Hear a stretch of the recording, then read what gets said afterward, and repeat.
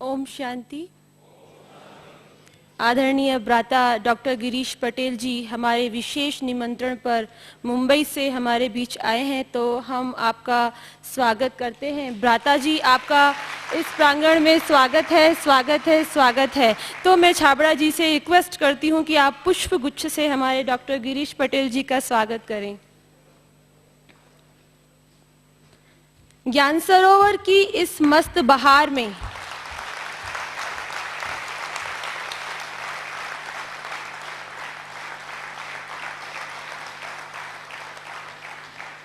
ज्ञान सरोवर की इस मस्त बहार में, गुल खिले गुलजार में, तालियों की गड़गड़ाहट पुनः हो जाए भ्राता गिरीश पटेल जी के इंतजार में।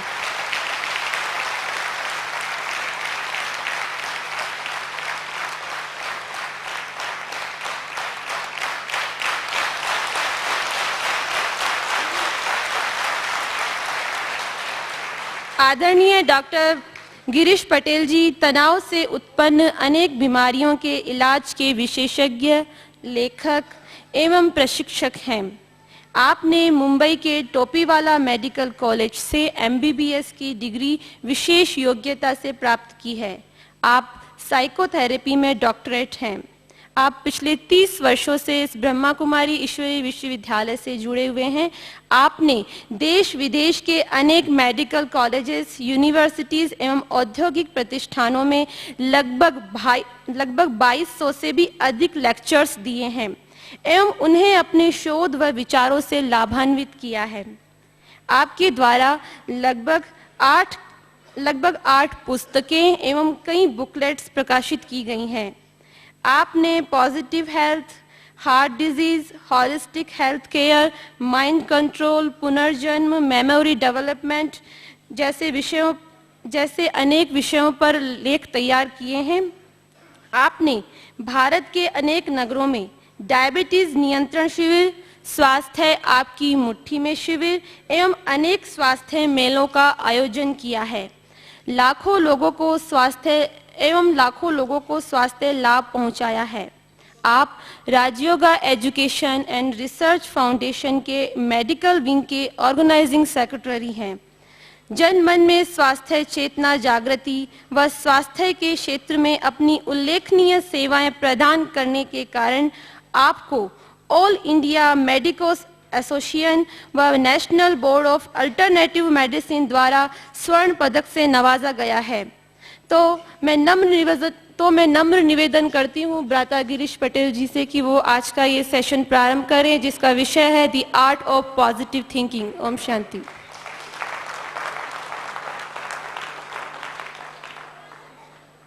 ओम शांति।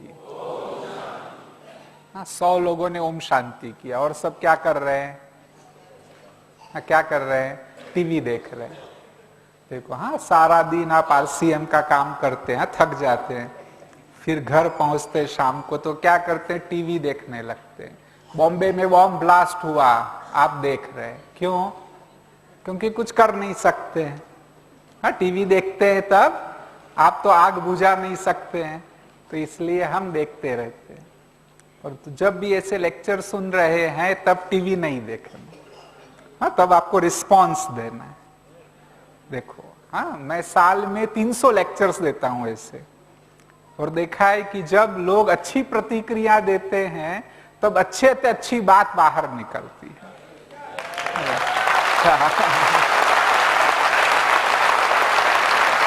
भले ताली कम बजाना। हाँ, देखा, आप सबको ताली बजाने के लिए सिखाया गया है ना। हाँ, ताली कम बजाना। भिलवाड़ा में मेरा एक डॉक्टर्स का लेक्चर था, हाँ, और पास में RCM की मीटिंग हो रही थी। इतनी तालियां बज रही थी, डॉक्टर डिस्टर्ब हो गए। अच्छा।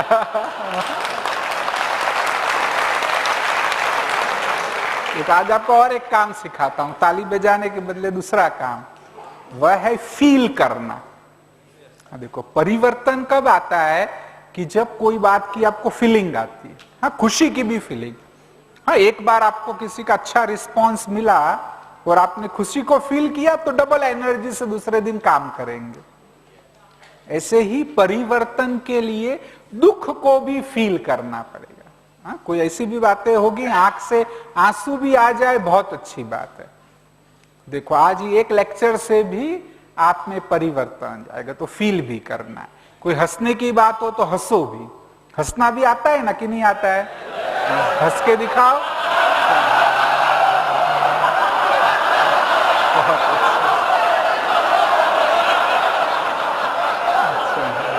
तो भी सबको नहीं आता है। ओम शांति। सबको नहीं आ रहा है, तो हंसने की बात हो तो सचमुच हंसना भी है। ठीक है, चलो शुरू करें। ओके, तो फाउंडेशन क्या है आपका? है क्या है? Right concept marketing. मैं आपको सिखाना चाहता हूं राइट कंसेप्ट थिंकिंग, है ना? कि थिंकिंग क्या करना है। सबसे पहले तो ये समझे कि विचारों का महत्व क्या है। आपको पता है एक दिन में कितने विचार आते हैं? हाँ, सारे दिन में कितने विचार करते हैं वो पता है? नहीं मालूम? देखो, टाइम मैगजीन ने ढूंढने की भी कोशिश की कि आमतौर पर व्यक्ति एक दिन में कितने विचार करता है। तो वे निर्णय पर आए कि एक दिन में हम 30,000 से 60,000 विचार करते हैं। आप कहेंगे कैसे पता चला? तो जो एक विचार आता है वह 1-2 सेकंड से ज्यादा नहीं टिकता है। या तो वह बदली हो जाता है या उसी विचार को आप रिपीट करते हैं। तो ऐसे आप गिनती करना, अगर 18 घंटा आप जागते रहते हैं तो इतने सारे विचार होंगे। और इंपॉर्टेंट बात है कि एक साथ में एक विचार नहीं, हम 2-3 विचार भी कर रहे होते हैं। हाँ, बड़े शहरों में देखा ना, बंबई गए हैं, एक साथ में 2-3 ट्रेन चलती है ट्रैक पर। तो ऐसे ही हमारी भी माइंड रूपी ट्रैक में एक साथ में 2-3 विचार भी चल रहे होते हैं। हाँ, सब मुझे सुन रहे हैं या ज्ञान सरोवर में चक्कर लगा रहे हैं? यस बोल, दोनों में यस। देखो, कोई झूठ बोल रहा है ना, पकड़े गए कि दोनों चीज नहीं हो सकती है साथ में। हा? या तो सुन रहे या ज्ञान सरोवर में चक्कर लगा रहे। देखो, एक शिक्षक ने विद्यार्थियों को पूछा कि सत्य और भ्रम में क्या फर्क होता है। तो एक विद्यार्थी अपनी कुर्सी से कूद पड़ा, कहा सर आप बोल रहे हैं वह सत्य है और आप समझो कि हम सुन रहे तो आपका भ्रम है। हाँ, मेरा भ्रम तो नहीं ना कि सब सुन रहे, खाना खा के थक गए। अच्छा, तो ना ध्यान से सुनना कि एक दिन में इतने सारे, एक ट्रैक में एक साथ में 2-3 विचार चल रहे होते हैं। हाँ, तो दूसरे विचारों को हटा दो। सोचो, अभी जो डॉक्टर बोल रहे हैं उसी को सुनना है, उसी पे पूरा फोकस करना है कि उससे कोई नई बात भी हमको मिल जाए। दूसरी एक महत्वपूर्ण बात है कि विचार हमारे कंट्रोल में है। लोग जब नेगेटिव सोचते हो तब ये कहते हैं कि भी परिवर्तन करो, तो कहते हैं हम कैसे कर सकते हैं, नेगेटिव विचार तो हमको आते हैं। परंतु ऐसी बात नहीं है। देखिए, हाथ को ऊपर करना हमारे कंट्रोल में है ना? मैं चाहूं तो 1 घंटा हाथ को ऊपर रख सकता हूं, भले दर्द होगा, तकलीफ होगी, परंतु ऊपर रख सकता हूं। तो ऐसी कैसी भी भयानक समस्या हो, आप चाहो तो ये सोच सकते हो कि सब कुछ ठीक हो जाएगा, इसका कोई ना कोई अच्छा सॉल्यूशन निकल आएगा, पॉजिटिव आउटकम जरूर होगा। तो ऐसे विचार भी कुछ हद तक हमारे कंट्रोल में हैं। और विचार है ना, बीज जैसे हैं ना। एक एप्पल में कितने बीज होते हैं? गिन सकते हैं? गिन सकते हैं ना, काट के गिनेंगे तो गिनती कर लेंगे। लेकिन एक बीज में कितने एप्पल है, गिन सकते हैं? देखो, अभी ध्यान से सुन रहे। तो एक बीज से कितने एप्पल निर्माण होंगे पता नहीं। ऐसे ही एक विचार से क्या निर्माण होगा बता नहीं सकते, बस एक संकल्प करने की आवश्यकता है। तो इसलिए कहा कि विचारों का बहुत बड़ा महत्व है। और आज हमें यह सीखना है कि सचमुच ये विचारों को ठीक प्रकार से मैनेज कैसे करें, उसे पॉजिटिव दिशा में कैसे हम कन्वर्ट करें। और इसका फाउंडेशन है। सचमुच पॉजिटिव थिंकिंग पॉसिबल नहीं, कितने भी ऐसे लेक्चर कर दो, व्यक्ति पॉजिटिव नहीं सोच सकता है जब तक उसमें स्वमान जागृत ना हो। ये स्वमान की मैं अच्छा हूं, मैं कुछ कर सकता हूं। और आप सबको भी यहां क्यों बुलाए पता है? कि आपका स्वमान जाग जाए। बंबई के रेलवे स्टेशन पर एक नव युवक भीख मांग रहा था, पास में उसने कुछ पेंसिल्स भी रखी थी। तो आप जैसा भी एक बिजनेसमैन वहां गया, उसने उसको 1 रुपये का सिक्का दिया और 2 पेंसिल उठा ली और फिर पूछा कि इसकी कीमत ठीक है ना, और वो चले गए। 1 साल के बाद एक पार्टी में उस बिजनेसमैन को एक नव युवक मिला, उसने कोट टाई आदि पहना था। उसको जाके कहता है, सर आप तो मुझे बिल्कुल नहीं पहचानेंगे, लेकिन मैं आपको खूब अच्छी तरह से जानता हूं। अगर आपको याद हो, 1 साल पहले आपने एक भिखारी को भीख दी थी और 2 पेंसिल उठा ली थी। तो उन्होंने कहा, हाँ हाँ याद आया, तू यहां क्या करता है? उस लड़के ने कहा, सर अभी मैं भी बिजनेसमैन बन गया हूं। उस दिन जो आपने ये प्रश्न पूछा था कि इसकी कीमत ठीक है ना, तो मेरे में सोया हुआ व्यापारी जाग गया था। उसी दिन मैंने निर्णय कर लिया था कि अभी भीख नहीं मांगूंगा, पेंसिल बेचूंगा। और थोड़े समय में मैं होलसेल का बिजनेस करने लगा। तो सोचिए कि एक भिखारी का स्वमान जाग गया तो भिखारी से बिजनेसमैन बन गया।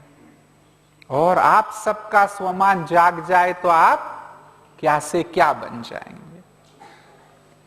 और स्वमान को जगाने के लिए कुछ नहीं चाहिए, सिर्फ आपने भूतकाल में भी जो अच्छे काम किए उसको याद करो। किसी ने कभी आपको कहा भी हो कि बहुत अच्छा, तुमने अच्छा काम किया, उसको भी याद करो। हाँ, किसी ने जिग जिगलर का नाम सुना है?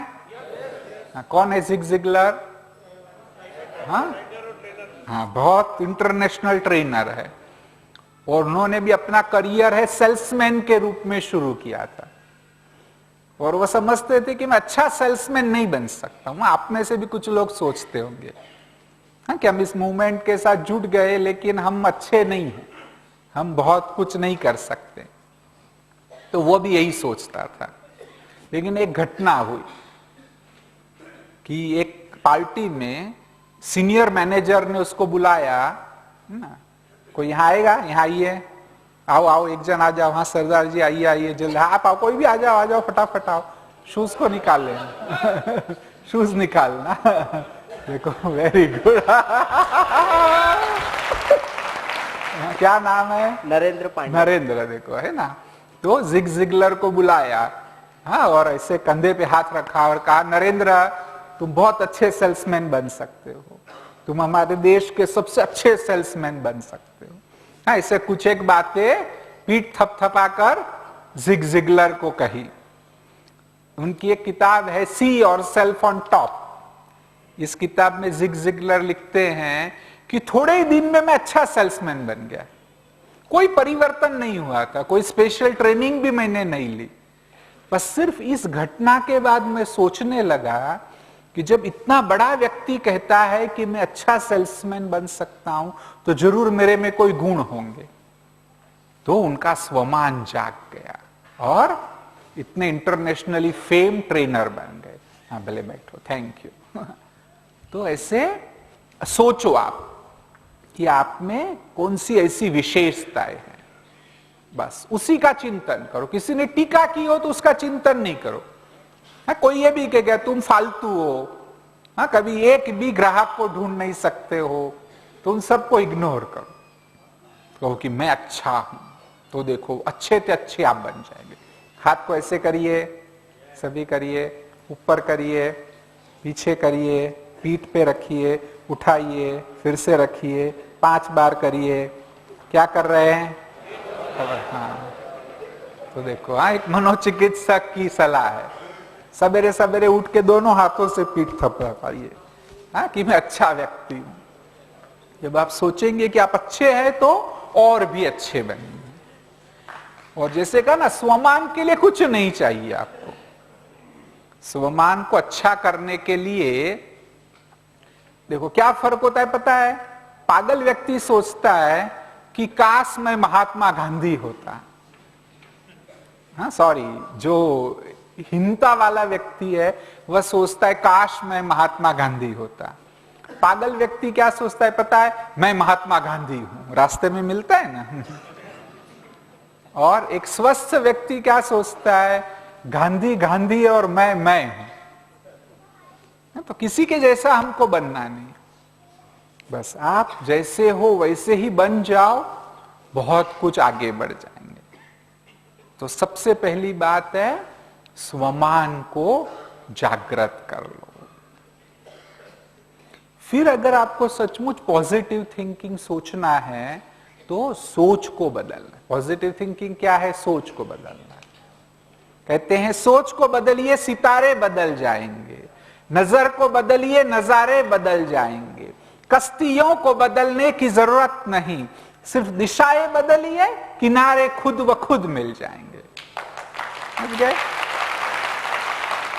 बस क्या करना है? दिशा को बदली करना है। अपने कार्य में भी जो आप कार्य कर रहे हैं वहां भी ये सोचो कि भी कैसे मैं दिशा को बदलूं। बस दिशा को बदल दो, ऑटोमेटिक आपको जो अपने गोल्स है वो गोल्स तक आप स्वाभाविक ही पहुंच जाएंगे। और पॉजिटिव थिंकिंग क्या है कि दृष्टिकोण में बदलाव लाओ। कई कहते हैं कि भी कैसे दिशा को बदले। दिशा मतलब क्या है कि कौन से एंगल से देख रहे हो उसको बदली कर दो बस। कलकत्ते में एक बहुत ही पैसे वाले व्यक्ति थे। उन्होंने सोचा कि मेरे बच्चों ने कभी गरीबी तो देखी नहीं है, बच्चों को गरीबी का भी एहसास होना चाहिए। तो इसलिए उनके एक दूर का रिश्तेदार छोटे से उड़ीसा के गांव में रहता था, तो बच्चों को उस गांव में भेज दिया। और एक सप्ताह के बाद जब बच्चे वापस आए तो उनको पूछा कि बच्चों अभी पता चला जीवन में कितना कष्ट होता है, हाँ आराम की जिंदगी नहीं जी सकते हैं। तो उसके बीच के बेटे ने कहा डैडी पहली ही बार मुझे मालूम पड़ा कि हम लोग कितने गरीब है और वो अंकल कितने पैसे वाले। कहें क्या हुआ? कहते डैडी मेरा बेडरूम तो 20 फीट बाय 25 फीट का ही है, उनका बेडरूम तो 500 फीट बाय 1000 फीट का है। हाँ? आंगन में खटिया डाल के सो जाते थे। हाँ? कहा डैडी हमारा स्विमिंग पूल तो 300 फीट लंबाई है, उनका स्विमिंग पूल तो 3 किलोमीटर लंबा है, नदी में स्नान करने के लिए जाते थे। कहा डैडी हमारे घर में तो 2 ही कुत्ते हैं, उनके घर में तो 50 कुत्ते हैं, गली के सारे कुत्ते उनके होते थे, उनके साथ खेलते थे। तो हम कितने गरीब है, वो अंकल कितने पैसे वाले। तो सचमुच जो सारा खेल है हमारे नजरिए का। कहा भी गया है खिड़की की सलाखों से देख रहा था, नीचे कीचड़ तो आसमान में चांद देखा।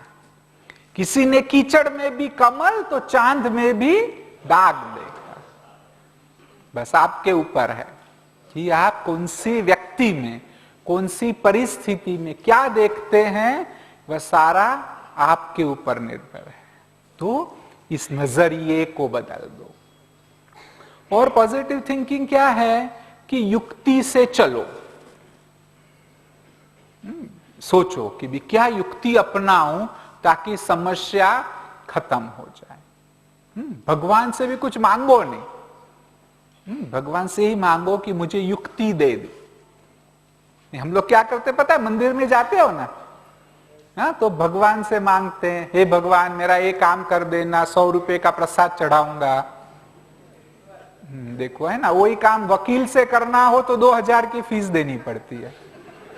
तो भगवान को वकील से भी कम मान लिया है ना, 100 रुपया ही देने का वादा किया। तो ऐसा नहीं करो ना। कई बार कहते हैं ना, भगवान कहते कि एक पुत्र दे दे, कहते हैं कि भाई इतना 5 लाख रुपया दे दे, लेकिन सब पुत्र दे दिया लेकिन ड्रग एडिक्ट निकला तो क्या फायदा? 5 लाख रुपये भगवान ने दे दिए लेकिन 50 लाख का घाटा हो गया तो ये सब नहीं मांगो। भगवान से क्या मांगो? भगवान मुझे शांति दे, भगवान मुझे शक्ति दे, जीवन में सदैव मैं सुखी हो जाऊं, सदा के लिए सुख का अनुभव करूं, एक आनंद की स्थिति बन जाए, यह तू मुझे प्रदान कर। तो सचमुच परमात्मा शक्ति भी देगा, शांति का रास्ता आपको बताएगा, युक्ति देगा, और सचमुच परमात्मा प्रेरणा देता है और कुछ नहीं करता है। तो एक लड़की की शादी हुई, अपने ससुराल गई तो उसने देखा कि उसकी सास की भी सास उसी घर में रहती थी, और उसकी सास थी वो बड़ी सास को बड़ा दुख देती थी। खाने के लिए वो जला हुआ खाना देती थी, फूटी हुई कुल्हड़ियों में खाना देती थी, कपड़े भी फटे हुए थे। उसे बड़ा दुख हुआ कि मैं क्या करूं, परंतु सोचा कि कहने से कोई फायदा नहीं। तो उसने भगवान को याद किया कि भगवान मुझे कोई प्रेरणा दो कि क्या करना चाहिए। तो उसको एक युक्ति मिल गई। एक दिन वह सारी टूटी हुई कुल्हड़ियां इकट्ठी कर रही थी। तो उसकी सास ने पूछा, बेटे क्या करती हो? तो उसने कहा कि मेरी शादी हुई तब मेरी माँ ने कहा था कि अभी तुम ससुराल जा रही हो तो हमारे घर की रस्म नहीं चलेगी, तुझे ससुराल की रस्म को सीखना पड़ेगा। तो तुम्हारे घर की रस्म को सीख रही हूं कि बूढ़ों को कैसे खाना दिया जाता है, और ये कुल्हड़ियां इसलिए इकट्ठी कर रही हूं कि आप बूढ़े होंगे ना तो आपको देने के लिए काम लगेगी। तो उसने कहा, इसमें भी कोई खाना खाया जाता है? तो उसने पूछा, फिर हम बड़ी माँ को क्यों ऐसे खाना देते हैं? उसने कहा कि बर्तन कौन धोएगा, इसलिए इसमें दे देती हूं। तो उस लड़के ने कहा, आप ऑर्डर करो, मैं बर्तन धो दूंगी। तो बड़ी माँ को अच्छे बर्तन में खाना मिलने लगा। फिर एक दिन जो अंत का जला हुआ बचा कुचा जो खाना था ना, उसको भी देख रही थी। तो फिर से पूछा कि बेटे क्या देखती हो? उसने कहा, आपके घर की रस्म सीख रही हूं, कि बड़ों को कैसे जला हुआ खाना दिया जाता है, आपको भी देना पड़ेगा ना, इसलिए अभी से सीख रही हूं। तो उसने कहा, ऐसा भी कोई खाना होता है? तो फिर से यही बात कि भी तो फिर बड़ी माँ को क्यों हम ऐसे खाना देते हैं? तो उसने कहा कि भी पहले कौन दे, इसलिए अंत में जो बचा होता है उनको दे देती हूँ। उस लड़की ने कहा, आप ऑर्डर करो तो मैं पहले ही खाना दे दूंगी। तो देखो दूसरे दिन से गरम गरम खाना बड़ी माँ को मिलने लगा। लंबी कहानी है। और अंत में एक बार बड़ी माँ के आंखों में आंसू थे, तो उनको पूछा कि भी क्या अभी भी आपको कोई तकलीफ है? तो उसने कहा, नहीं नहीं अभी तो कोई तकलीफ नहीं है, तू आई तब तो मेरा जीवन नर्क के समान था, तू आई तो मेरा जीवन स्वर्ग समान बन गया। तो ये तो खुशी के आंसू है, दुख के आंसू नहीं। तो ऐसे बस युक्ति को ढूंढो। देखो कैसी न भयानक समस्या क्यों न हो, अगर आप युक्ति को ढूंढेंगे तो आपको कोई ना कोई रास्ता भगवान दे देगा। और समझ गए ना भगवान से क्या मांगना है? बस प्रार्थना में भगवान से पॉजिटिविटी को मांगो। और ये सब पॉजिटिव थिंकिंग कब होगा पता है? कि जब पता चलेगा कि नेगेटिव चल रहा है। आज दिक्कत कहां है कि हमें पता ही नहीं चलता है ना। गुस्सा आ जाएगा फिर मालूम पड़ता है गुस्सा आ गया, ईर्ष्या के विचार आ जाएंगे फिर मालूम पड़ेगा कि ईर्ष्या हो गई। तो पहले ही पता चल जाए वो सबसे बड़ी बात है। और कब पता चल सकता है पता है? जिसको कहते हैं कि सजग हो जाओ, जागृत हो जाओ, अवेयरनेस को निर्माण करो। कि जागृति कैसे आएगी? देखो ऐसे करिए, सभी करिए, ऐसे नजदीक रखिए हाथों को, हाँ बस बस, हाँ हाथों को नजदीक रखिए ऐसे, एकदम नजदीक। और आंखें बंद करके ये फील करिए कि हाथों के बीच में क्या हो रहा है, हाथों के बीच में क्या संवेदना हो रही है उसको फील करिए। जो भी संवेदना हो रही है उसको फील करिए। कर रहे सब? ऐसे ऐसे करिए अभी। देखो देखिए आंखें खोल के, हाथ को ऐसे फिराइए, ऐसे करिए। कुछ हो रहा है? क्या हो रहा है? हाथ एक दूसरे की ओर खींचे जा रहे हैं, हाँ, और गर्मी लग रही है ना, कुछ कंपन हो रहे हैं। ये सब क्यों? क्योंकि हाथों की जो ऊर्जा है वह सामने सामने आई है ना। सबको कुछ हुआ, कुछ लोगों को कुछ भी नहीं। कैसे कौन है जिसको कोई फीलिंग नहीं हुई? कोई फीलिंग नहीं हुई? अच्छा ठीक है। कुछ लोगों को नहीं, देखो अभी ऐसे करो, ऐसे करिए करिए सभी। देखो है ना, पानी में हाथ डुबोएंगे तो कुछ फीलिंग होगी ना। ऐसे ही सोचो कि वातावरण में भी ऊर्जा है, उसमें हाथ को डुबो रहा, हाँ, हुआ कुछ फील? हाँ, तो बस ये आपकी जागृति। तो इसे हर काम जागृति के साथ, चल भी रहे हैं ना तो जागृति के साथ चलो। चाय भी पीते हैं ना, जागृति के साथ पियो। आज हम लोग चाय पीते हैं ना, कैसे पीते हैं पता है? जैसे शरीर में पेट्रोल डाल रहे, ऐसे चाय नहीं पीनी चाहिए। कल सवेरे चाय पिएगा तो देखो, एक घूंट पियो, मुंह में ही रखो, 10-15 सेकंड रखो, क्योंकि टेस्ट तो मुंह में ही है। जब लगे भी ये टेस्ट नहीं है, फिर धीरे से पियो, फिर से रुको 10-15 सेकंड, सारे बॉडी में क्या सेंसेशन हो रहे उसको भी फील करो, फिर धीरे से दूसरा घूंट पियो। किसने कहा डॉक्टर ऐसा करेंगे तो चाय ठंडी हो जाएगी ना। देखो आधा कप चाय काफी है, ज्यादा चाय पीने की जरूरत नहीं। तो हर काम जागृति के साथ करो तो पता चलेगा कि नेगेटिव विचार आया, अब नेगेटिव आया तो उसको आप टर्न भी कर सकेंगे। पहले तो उसको पकड़ना है।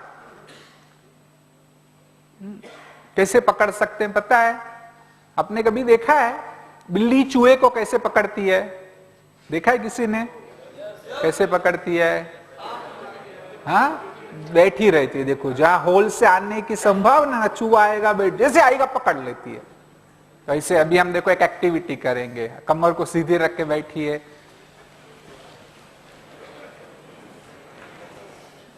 हाँ, ये सोचिए कि दूसरा विचार जो आएगा वो चूहे जैसा है, उस दूसरे विचार को पकड़ना है। देखते रहिए कहां से आता है। जैसे ही दूसरा विचार आए तुरंत उसे पकड़ना है, देखते रहिए। जैसे ही दूसरा विचार आए तुरंत पकड़ना है, देखते रहिए, देखते रहिए। जैसे ही आए उसे पकड़ना है।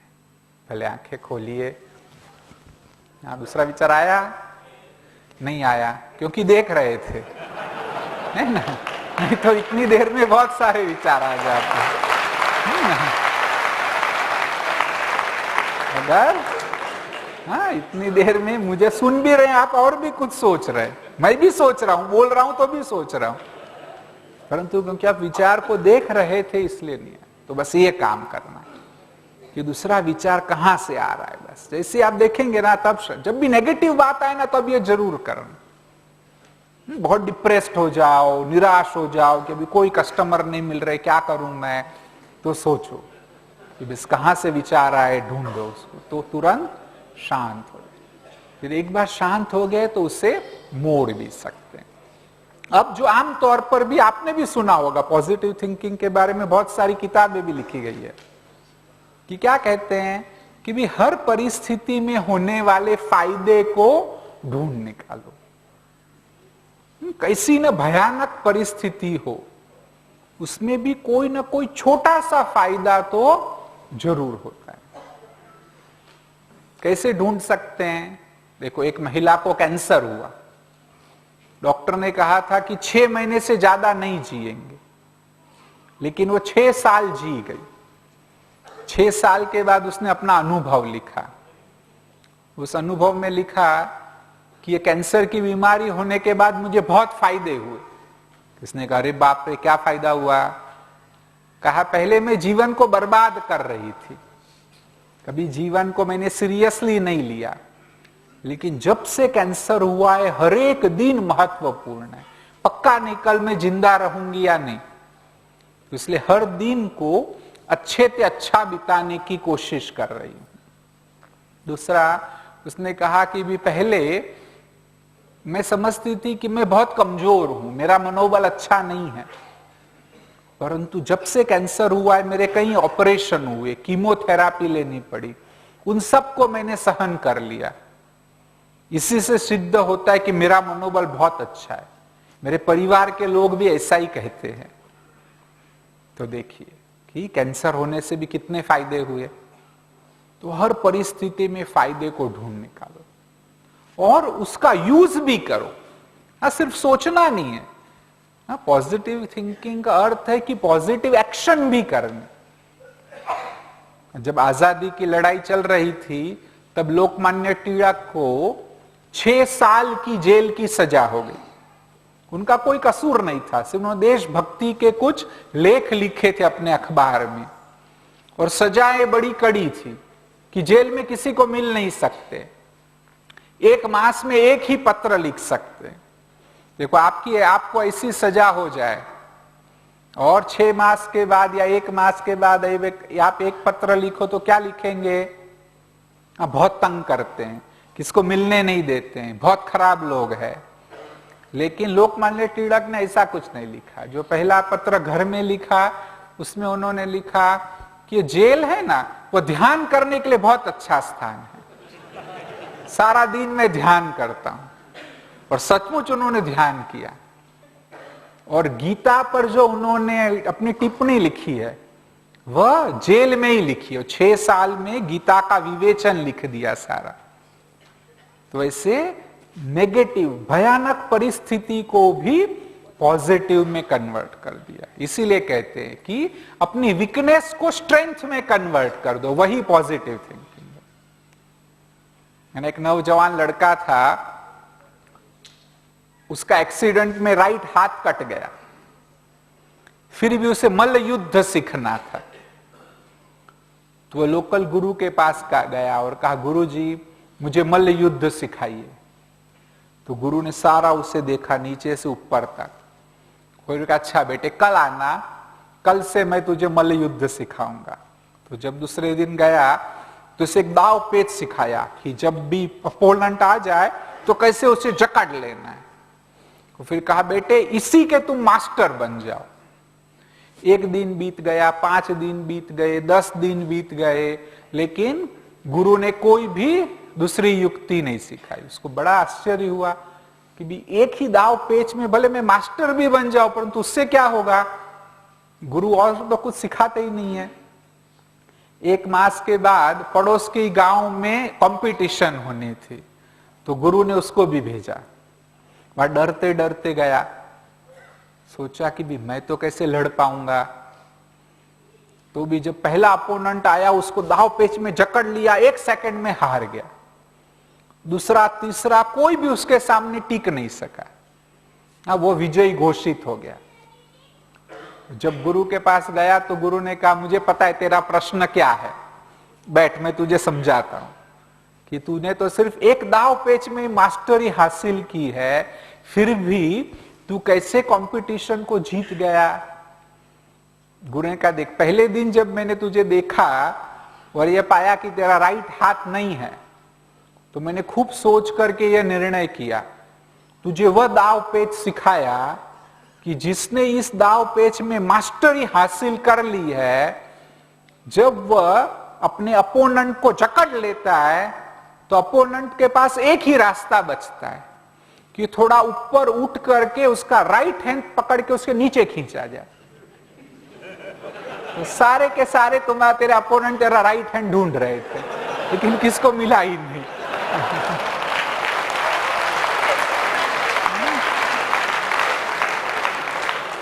तो मैंने क्या किया, तेरी सबसे बड़ी कमजोरी को सबसे बड़ी शक्ति में कन्वर्ट कर दिया।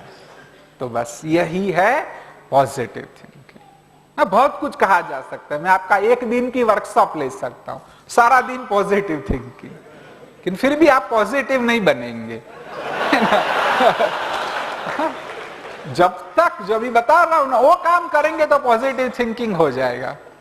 वो काम क्या करना है कि बस ये मान्यता बना लो कि जो हुआ उसमें कोई ना कोई फायदा जरूर है। भले आज दिखाई नहीं देता है, 6 साल के बाद दिखाई देगा। देखो आपको अपना एक उदाहरण सुनाता हूं जो बिल्कुल सत्य है, काल्पनिक उदाहरण नहीं। जब मैं मेडिकल कॉलेज में पढ़ता था, 19 साल का था, तभी मेरे सर के बाल झड़ने लगे। हाँ, तो जो छोटी आयु में बॉल्डनेस डेवलप होने लगी तो लोग बड़ी नेगेटिव कमेंट्स करते थे। हाँ, मुझे भी बड़ा दुख होता था कि भी क्या करे जिसका कोई इलाज नहीं है ना। जब समस्या जीवन में आए, ये नहीं कि भी हाथ जोड़ के बैठे रहो, पॉजिटिव थिंकिंग करो। हाँ, हाथ पैर हिलाने, कुछ काम करना है, लेकिन कई बार कोई समाधान आपको नजर ही नहीं आएगा। जब आपको कोई समाधान नजर नहीं आए तो सबसे अच्छी ये बात है, यह सोचो कि फ्यूचर में कोई फायदा हो। मैंने देखा कि जब मैंने अपनी प्राइवेट प्रैक्टिस शुरू की तब मैं 29 साल का था और मित्रों ने कहा था कि 2-3 साल तुम्हारे पास कोई पेशेंट नहीं आएंगे ना। मैंने भी मानसिक तैयारी रखी थी, लेकिन 1-2 महीने में अच्छे खासे पेशेंट आने लगे। मुझे आश्चर्य होता था कि इतने सारे पेशेंट कहां से आ रहे हैं। तो एक दिन इसका रहस्य पता चला। एक बिजनेसमैन मेरे पास आए, उन्होंने कहा डॉक्टर लगता है आप हमारे इलाके में सबसे सीनियर साइकियाट्रिस्ट है ना। हाँ, मैं कभी जूनियर डॉक्टर के पास नहीं जाता हूं क्योंकि आप सबसे सीनियर है, इसलिए आपके पास आया हूं। हाँ, तो ऐसे मुझे तो ये ढूंढने में 10 साल लगे कि बॉल्डनेस से क्या फायदा होता है ना। आपको 10 साल नहीं रुकना पड़ेगा। हाँ, 10 दिन में या 10 महीने में कोई फायदा जरूर नजर आ जाएगा। तो बस ये मान्यता बना लो। कहते हर दिए तले अंधियारा होता है, हर अंधियारी रात के बाद उजाला होता है। तनाव में आ जाते हैं लोग मुसीबत को देखकर, पर हर मुसीबत के बाद सुख का डेरा होता है। ये पक्का मान लो कि मुसीबत आई तो सुख आने वाला है। ठीक है, तो उससे बस ये करो तो आपका पॉजिटिव थिंकिंग ऑटोमेटिक हो गया। और एक बहुत ही जरूरी काम करना है, जैसे कहा ना, सिर्फ पॉजिटिव थिंकिंग नहीं, पॉजिटिव एक्शन भी करनी है। तो जितना छोटे रूप में भी, बहुत बड़ा सोशल वर्कर बनने की जरूरत नहीं है। भले आप छोटे व्यक्ति भी, ये सोचो आप अपने लेवल पर दूसरों को मदद भी करो, है ना। आप जो अपना कार्य व्यवसाय कर रहे हैं उसमें भी ये सोचो कि मुझे दूसरे को मदद रूप भी होना है। कमाना तो है ही है, वो एक सेकेंडरी चीज है, लेकिन मुझे दूसरों को हेल्पफुल भी होना है। तो देखो, उससे 1-2 जीवन में भी आपने परिवर्तन ला दिया तो आपका इस पृथ्वी पर आना सफल हो गया। एक बहुत अच्छी किताब है जिसका इंग्लिश में अनुवादन हुआ, मैंने इंग्लिश में पढ़ी है, माय मदर इज राइटर, है ना। एक नौकर की कहानी, एक काम वाली की कहानी है कि जिसका जन्म जम्मू में हुआ और उसके पिता है ना, वह बड़े शराबी थे, मां को आके पीटते थे, उसको भी पीटते थे। छोटी आयु में उससे डबल आयु के पुरुष के साथ उसकी शादी कर दी गई और वह भी शराबी निकला। वो भी आके पीटता था, गालियां देता था। देखते देखते में 3 बच्चे हो गए। हाँ, फिर भी इतनी पिटाई होती थी कि एक बार छोटे छोटे बच्चों को लेके जम्मू छोड़ना पड़ा, है ना। फिर रायपुर में जाके कईयों के घर में काम करती रही। एक बार रायपुर भी छोड़ना पड़ा। हाँ, फिर गुड़गांव में आके एक प्रोफेसर के घर में काम करने लगी। हाँ, कुछ दिन के बाद प्रोफेसर का घर ही उसका घर हो गया। और एक दिन वो एक किताब पढ़ रही थी तो प्रोफेसर ने पूछा तुमको पढ़ना आता है? तो थोड़ा थोड़ा वो पढ़ पाई, तो उसको किताब दे दी और फिर कहा कि तुम अपनी कहानी लिखो। उसने कहा मेरे लिए बड़ा कठिन काम था, फिर भी धीरे धीरे जन्म से लेकर के जो जो बातें हुई मैं जितना जितना याद आया लिखती गई। और प्रोफेसर उसमें परिवर्तन करते गए। करीब 6 मास के बाद एक बार एक पोस्टमैन एक पैकेट लेकर आया। जब बच्चों ने पैकेट को खोला तो उनकी आंखों पर विश्वास नहीं हुआ। उसमें उनकी मां की ही कहानी थी कि जिसका अनुवाद हुआ है माय मदर इज राइटर, और वह किताब काफी प्रसिद्ध हुई। एक बार एक पत्रकार ने उनको पूछा कि देखो अभी तो आप लेखक बन गए, हाँ आपको कैसा लगता है, आप बड़े हो गए अभी? तो उसने कहा नहीं नहीं, मेरे जीवन में तो कोई ज्यादा परिवर्तन नहीं आया, अभी भी मैं घर घर जाके काम करती हूं, परंतु अब परिवर्तन ये आया है कि मेरे बच्चों को मेरा परिचय देने में शर्म नहीं आती है। तो इस बात को फील भी करना, ताली भले बजाई, लेकिन मैं चाहता हूं कि फील करो कि देखो एक प्रोफेसर ने मदद की तो एक परिवार में परिवर्तन आ गया। तो ऐसे ही आपकी जो भी कैपेसिटी है, सोचो रोज थोड़ा टाइम तो निकालना ही है कि औरों को भी हम कोई ना कोई रूप से सहयोगी बने। तो जब आप कोऑपरेशन देते हैं ना, तो ऑटोमेटिक भगवान आपको सहयोग देगा और कोई ना कोई सहयोग देने वाला, आपकी समस्याओं को सुलझाने वाला भी व्यक्ति मिल जाएगा। और पॉजिटिव थिंकिंग मतलब क्या और सचमुच क्या करना है कि क्रोध पर विजय प्राप्त करो। अपने आप में इंडिपेंडेंट बात है, सारा 1 घंटा आपको समझाना चाहिए, परंतु शॉर्ट में बताता हूं। हाँ, कि क्रोध पर विजय प्राप्त करना क्यों जरूरी, क्यों पॉजिटिव सोचना इस विषय में।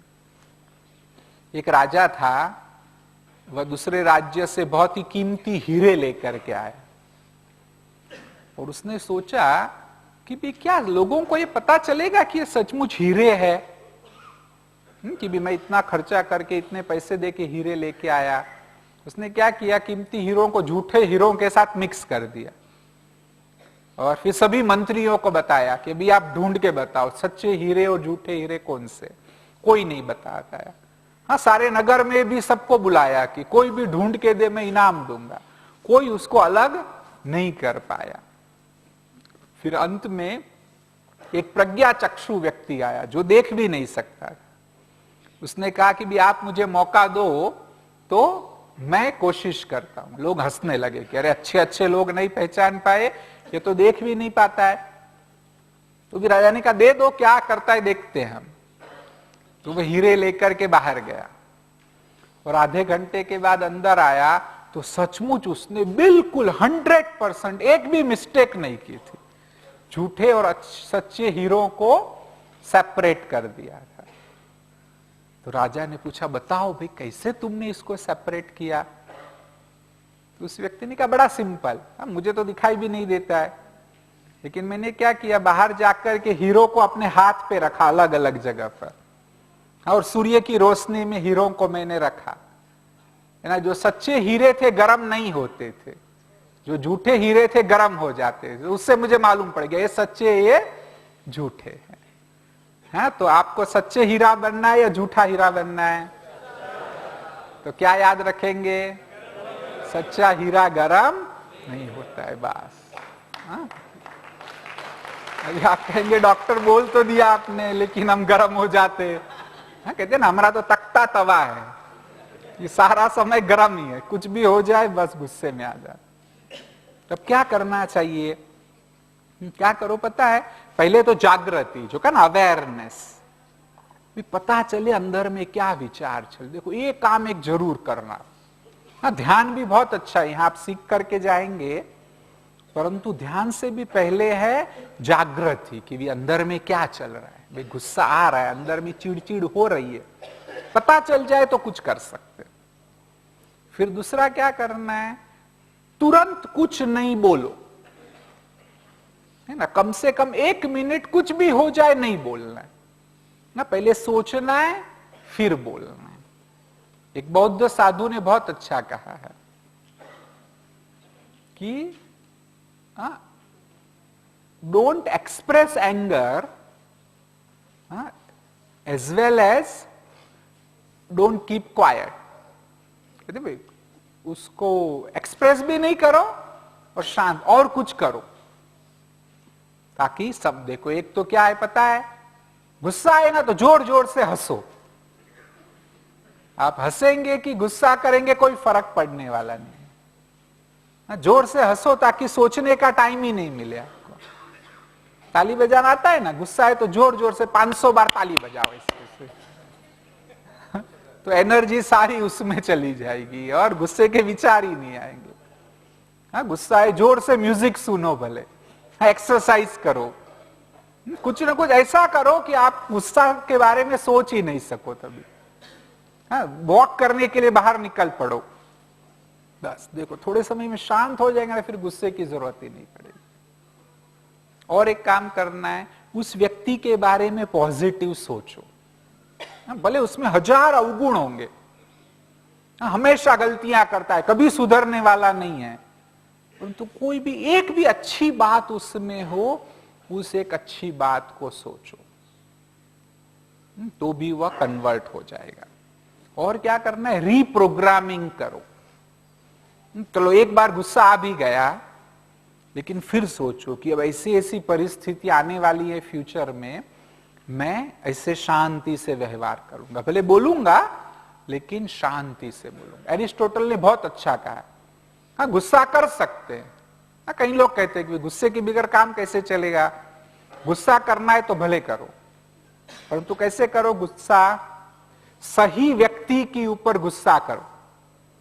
हम सही व्यक्ति पर नहीं करते, हाँ बॉस से डिस्टर्ब होते लेकिन पत्नी पे जाके गुस्सा करते, हाँ बच्चों को पीटते, ऐसा नहीं करो। जो व्यक्ति, सही व्यक्ति पर गुस्सा करो, सही कारण से गुस्सा करो, है ना, सही वक्त पर गुस्सा करो, सही मात्रा में गुस्सा करो, सही रीति से गुस्सा करो।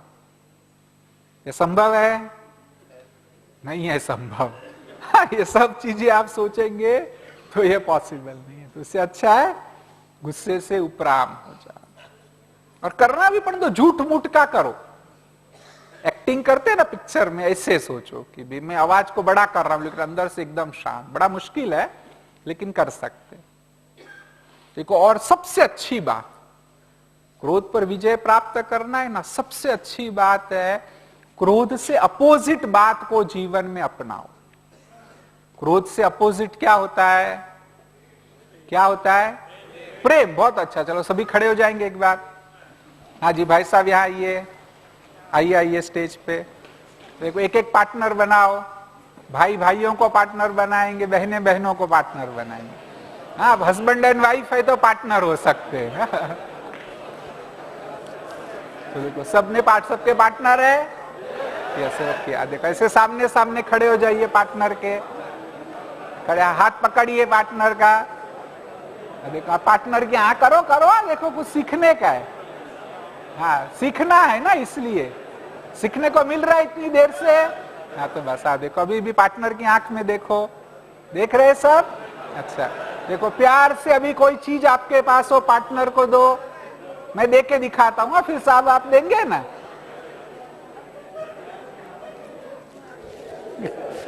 करके दिखाओ, दिखाओ भी, गले नहीं मिल रहे हैं।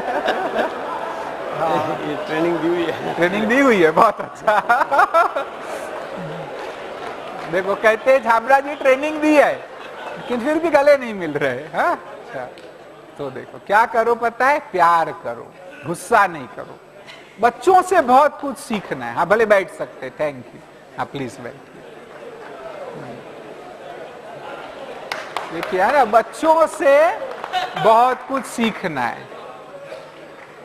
हाँ, बच्चे छोटे होते हैं ना, और आप ऑफिस से घर जाते हो तो भाग के आपको गले मिलने आते, लेकिन आप उनको डांट देते, तो बच्चे अच्छी चीज भी भूल जाते हैं।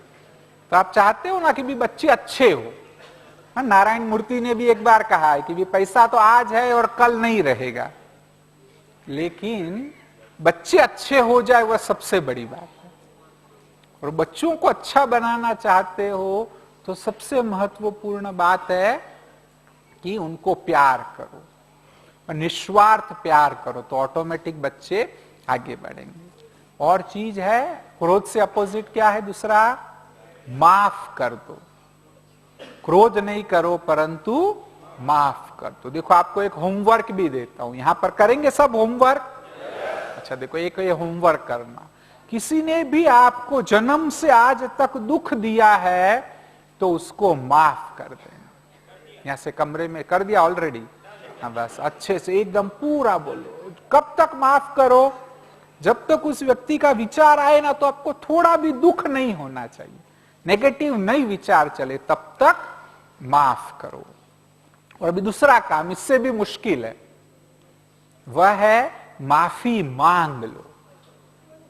है ना, किसी ने से भी आपसे कोई दुखी है थोड़ा भी, तो माफी मांग लेना। और यहीं से उठो ना, मोबाइल ऑन करके तुरंत माफी मांगना कि प्लीज मुझे माफ कर दो, मैंने तुमको दुख दिया। वापस जाओ तो भी माफी मांगना, प्रैक्टिकल में भी। और किससे माफी मांगनी है पता है? ये सब आसपास में घर में ही लोग हैं, ना कहीं बाहर जाने की जरूरत नहीं है।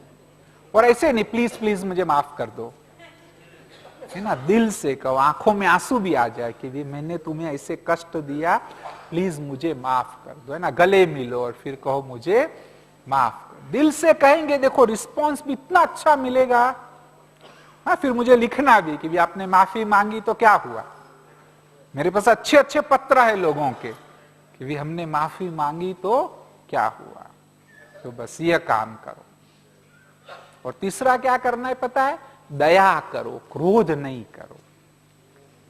यहां कोई थूकेगा तो हमें गुस्सा आएगा, परंतु बीमार व्यक्ति को वॉमिट भी होगी तो गुस्सा आएगा नहीं आएगा, क्योंकि बेचारा बीमार है।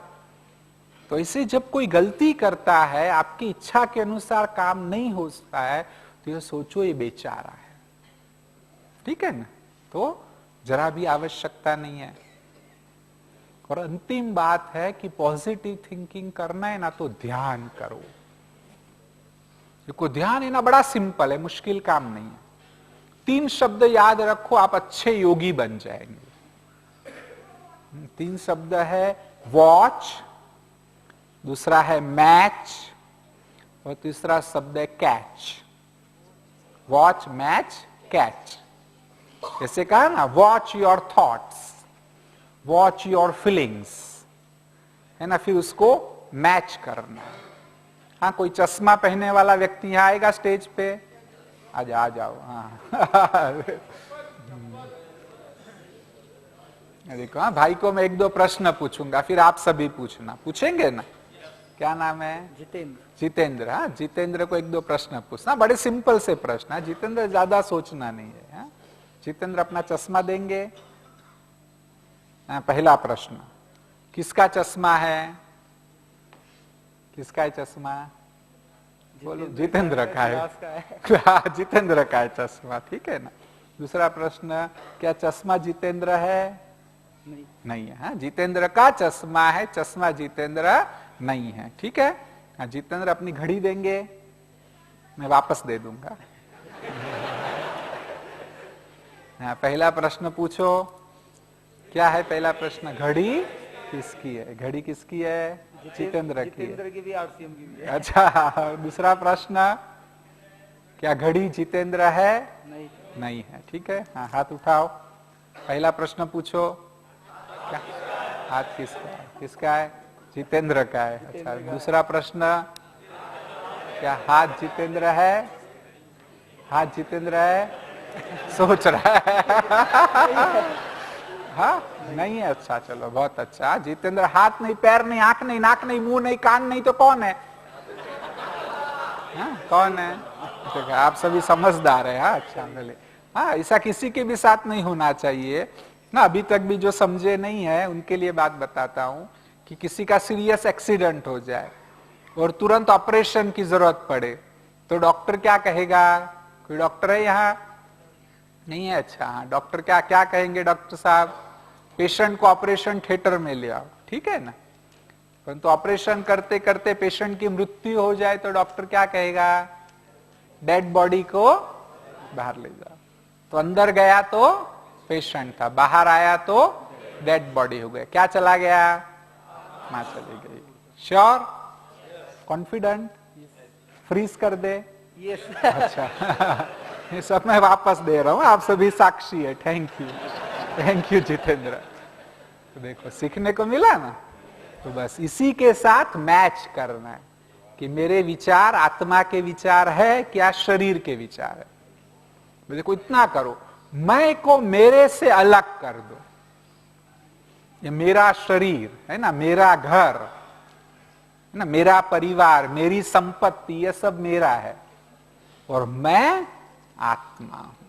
बस इस बात को पक्की कर लो, तो उससे आप मैच करेंगे तो ऑटोमेटिक कैच भी करेंगे। शांति को कैच करेंगे, पवित्रता को, आनंद को कैच करेंगे। हाँ, थोड़ी देर ध्यान करेंगे सब कि देरी हो रही है? नहीं हो रही? कोई उठेगा नहीं ना अभी? अच्छा, बस किसी को उठना है तो अभी उठ जाओ। 5-7 मिनट, ज्यादा टाइम नहीं लूंगा। देरी से शुरू किया ना। देखो, आप सब 9:15 बजे आए। अच्छा, तो कमर को सीधी रख के बैठिए।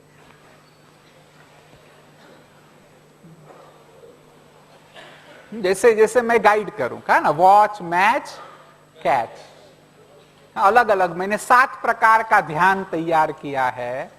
उसमें से सबसे सिंपल है, आपकी तरह जिन्होंने ध्यान का अभ्यास नहीं किया उनके लिए सबसे सरल विधि है, जिसको कहता हूं बलून एक्सपीरियंस।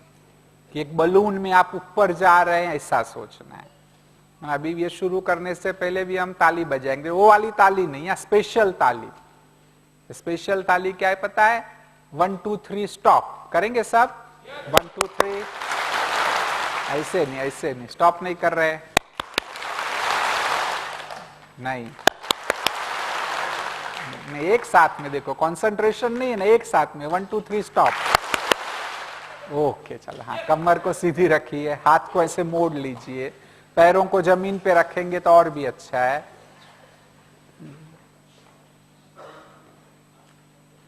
हाथों की उंगलियों में जो भी संवेदनाएं हो रही है उन्हीं को फील करिए।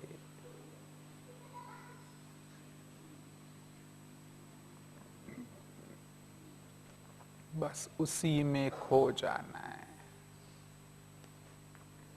जो भी संवेदनाएं हो रही है उन्हीं में खो जाना है। हाथ की उंगलियां रिलैक्स हो रही है, बस साक्षी भाव से फील करो कि हाथ की उंगलियां रिलैक्स हो रही है। सांस की गति को भी फील करिए, वॉच करिए। सांस ले रहे हैं, सांस बाहर आता है, बस इसी प्रक्रिया को वॉच करिए। जैसे ही आप सांस की प्रक्रिया को वॉच करते हैं, गहरा सांस लेते हैं, सचमुच फील करो कि गहरा सांस ले रहे हैं। विचारों की गति भी शांत हो रही है। अब आप विचारों को मोड़ सकते हैं। ये सोचिए कि आप एक बलून में बैठे हैं और ये बलून धीरे धीरे ऊपर जा रहा है।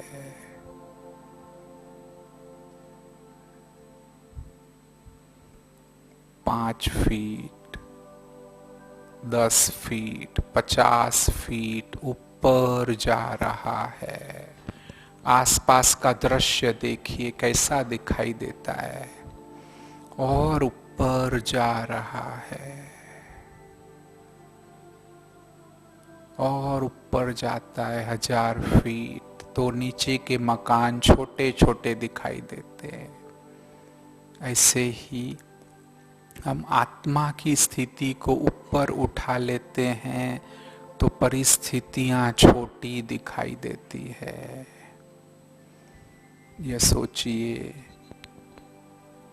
कि यह शरीर तो नाशवान है, हड्डी और मांसपेशियों का बना हुआ है, परंतु मैं आत्मा अविनाशी हूं। मैं एक ज्योति बिंदु आत्मा हूं। इसी भाव को पक्का करिए। जैसे ये भाव पक्का होता है, हल्कापन लगता है कि मैं वह दिव्य ज्योति आत्मा हूं। इस भेद को रियलाइज करिए कि यह शरीर मेरा है और मैं दिव्य आत्मा हूं। और ऊपर जा रहा है बलून, एकदम शांति का अनुभव होता है, हल्केपन का अनुभव हो रहा है, और ऊपर जा रहा है, एकदम आसमान में पहुंच गया है। चांद सितारों की दुनिया में आप चक्कर लगा रहे हैं। अंतरिक्ष की यात्रा कर रहे हैं। सचमुच सोचिए, अंतरिक्ष की यात्रा कर रहे हैं। दूर दूर एक जगमगता सितारा दिखाई दे रहा है, उसी की ओर ध्यान आकर्षित होता है, एकदम अच्छा लगता है। बस वह सितारा आपके नजदीक आ रहा है। परमात्मा भी एक सितारे जैसे है, रूप में बिंदु, परंतु सर्व गुणों के सिंधु है परम पिता परमात्मा। उनसे सर्व शक्तियां प्राप्त हो रही है। शांति के सागर है शिव पिता। मैं आत्मा शांत स्वरूप हूं। बस ऐसे परमात्मा से सर्व प्राप्तियां हो रही है। एकदम हल्का लग रहा है। अपनी सब समस्याएं भगवान को सौंप दो। और अब धीरे धीरे नीचे आ रहे हैं। बलून नीचे आ रहा है, एकदम नीचे आता जाता है। फिर से नीचे के मकान दिखाई देते हैं। एकदम नीचे आ गया है। फिर भी आप अपनी मस्ती में ही मस्त है कि मैं तो शांत स्वरूप आत्मा हूं। इसी स्थिति में सारे दिन का काम करेंगे। लेफ्ट हाथ को धीरे धीरे उठाइए, लेफ्ट हाथ को उठाइए, नीचे करिए। या सोचिए मैं आत्मा ही हाथों को ऊपर नीचे कर रही हूँ। राइट हाथ को भी उठाइए, मैं आत्मा ही। ऐसे ही हर एक काम में यही भाव होगा कि मैं वह चेतन सत्ता हूं। राइट साइड में देखिए, जो लोग भी बैठे हैं सभी के प्रति अच्छा भाव लाइए कि ये सभी शुद्ध आत्माएं हैं। लेफ्ट साइड में भी देखिए, सभी के प्रति मेरे में सद्भाव है। बस इसी मनोभूमिका से सारे दिन का काम करूंगा।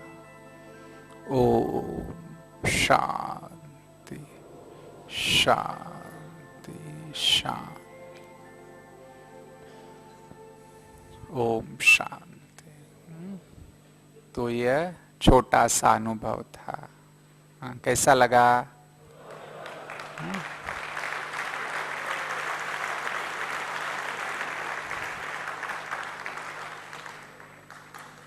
फील किया सभी ने कि नहीं किया? बस हाँ, तो सचमुच करना है। अभी यहाँ से भी उठो ना, सोने से पहले बात 2 मिनट लूंगा। अभी देखो, उठिए नहीं, 2 मिनट के बाद उठिए। उठ रहे मतलब थक गए। थक गए जो लोग उठ गए हो, अच्छा 2-3 मिनट लगेगी। देखो अभी आगे क्या करना है बताता हूँ। ये तो अच्छा लगा ना सबको? हाँ, जो खड़े वो लोग जवाब देंगे। अच्छा, तो अब आगे क्या करना है? हाँ, कई चीजें हैं। मेरी कुछ किताबें भी है, कुछ किताबें आपको यहाँ पर भी मिलेगी ना। लिटरेचर में जाएंगे तो कुछ एक किताबें मिलेगी। एक और अच्छी किताब इसी विषय पर है, तनाव मुक्त जीवन, अभी पब्लिश हो गया। अमोलोक भाई है ना, उन्होंने ट्रांसलेशन कर लिया। मैंने इंग्लिश में लिखी है, उन्होंने हिंदी कर लिया है। करीब 200 पेज की किताब है, वो भी थोड़े समय में मिलेगी। जरूर पढ़ना पूरा अच्छी तरह से भी, कैसे पॉजिटिव थिंकिंग करना है आपको। कुछ सीडीज भी उपलब्ध होगी। इसके अलावा भी, इस लेक्चर के अलावा भी आप हमारे डिपार्टमेंट में जाएंगे तो मेरे अलग अलग विषयों पर सीडी है। जैसे क्या ना, क्रोध मुक्त जीवन है, ऐसे ही तनाव से कैसे हम बचे रहे, ऐसे अलग अलग विषयों पर सीडीज भी प्राप्त हो सकती है कि जिसके द्वारा भी आप इन चीजों को जीवन में अपना सकते हैं। कभी मेरा संपर्क करना हो तो भी करना। मैं बंबई में रहता हूँ, परंतु फिर भी आपको नंबर मिल जाएगा। आप पूछेंगे ना किसी को भी तो मेरा नंबर मिल जाएगा। मैं हमेशा कहता हूं कि भी मनोरोग चिकित्सक के पास पेशेंट बन के नहीं जाना चाहिए। क्यों? हाँ, कभी पेशेंट बन के जाओ तो साइकियाट्रिस्ट के पास लोग क्या समझेंगे, इसका स्क्रू ढीला हो गया है ना। भले फ्रेंडशिप रखनी है लेकिन पेशेंट बन के नहीं जाना है। और पेशेंट नहीं बनना, बन जाए तो जाना चाहिए, परंतु नहीं बनना हो तो क्या करो, राजयोग करो।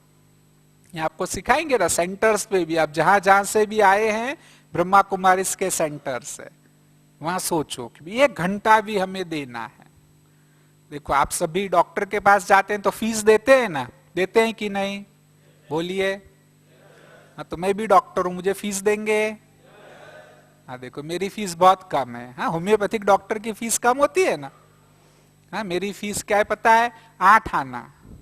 8 आना देंगे? हाँ देखो, हाँ, वो पैसा नहीं चाहिए, कहेंगे कि ये तो बोला था फ्री में है, अभी पैसा मांग रहे। हाँ देखो, वो 8 आना नहीं चाहिए। 8 आना मतलब 8 दिन आना है ना।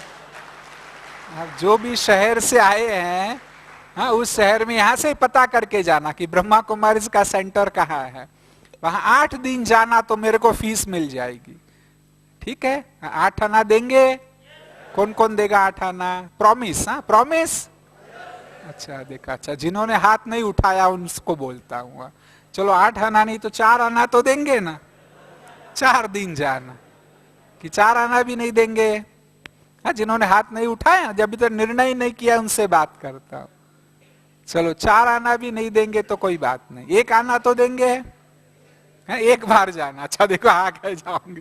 हाँ, 1 दिन सेंटर पे जरूर जाना आप। तो यहाँ तो आप आए हैं, लेकिन ब्रह्मा कुमारीज का सेंटर कैसा है वो भी मालूम पड़ना चाहिए ना। कई लोग कहते हैं इंशाअल्लाह, है ना, या तो कहेंगे भगवान की जैसी मर्जी। देखो भगवान की मर्जी तो है ही। हाँ, अभी आपको भगवान की मर्जी किसको कहते हैं पता है?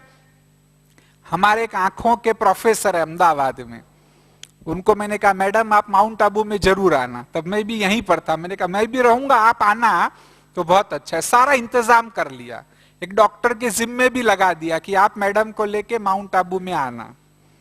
और मैं यहीं था, शाम तक वो लोग नहीं आए तो मैंने फोन किया कि मैडम आप क्यों नहीं आए? तो कहते वो डॉक्टर आया ही नहीं मुझे लेने के लिए, जैसे भगवान की मर्जी। तो देखो इसको कहते भगवान की मर्जी, कि वो तो तैयार बैठी थी लेकिन वो डॉक्टर गया ही नहीं। तो ऐसे आप पूरी तैयारी करो, कोई समस्या आ जाए तो कहो भगवान की मर्जी, तो करेंगे ना सभी। अच्छा देखो, अच्छा मोबाइल नंबर चाहिए? अच्छा मेरा मोबाइल नंबर है 9821004476। हाँ 9821004476। ईमेल भी लिख सकते हैं, DR Girish Patel, doctor GIRISH PATEL @gmail.com। Doctor Girish Patel DR फिर Girish GIRISH PATEL all small है @gmail.com। ठीक है, अच्छा जी, ईमेल से भी संपर्क। इन पंक्तियों के साथ पूरा करता हूं, फिर आपके कोई प्रश्न हो तो भी हम पूरा करेंगे। जिनको देरी होती है उठ सकते, किसके प्रश्न हो तो बोले थोड़ी देर जवाब देंगे। यात्रा में होती है शिकायत मुसाफिर को, होती है ना, इसीलिए तो रेलवे में भी रिजर्वेशन होता है। परंतु कुछ तो करो उस लंबी यात्रा के लिए जहां न स्टेशन न टिकट होती है। बहुत बहुत धन्यवाद। ओम शांति।